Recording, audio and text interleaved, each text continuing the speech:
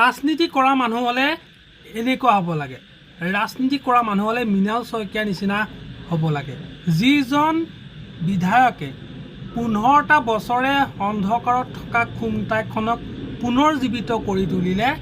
সেইজন বিধায়কে আজি নিৰ্বাচনৰ সময়ত ভোট বিচাৰি ৰাইজৰ কাষলৈ নগ'লেও হয়, ৰাইজে তেখেতক এনেও ভোট দিবই।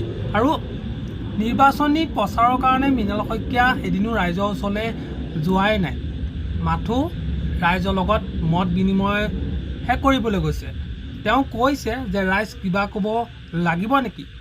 তেতিয়া ৰাইজে এটা উত্তৰ দিছে যে আমাক একো ক'ব নালাগে। মানে ইমানেই এজন জনপ্ৰিয় বিধায়ক হ'লে মৃণাল শইকীয়াৰ নিচিনা হ'ব লাগে, যাতে ৰাইজে সকলো সময়তে লগ পায়, ওচৰত পায়।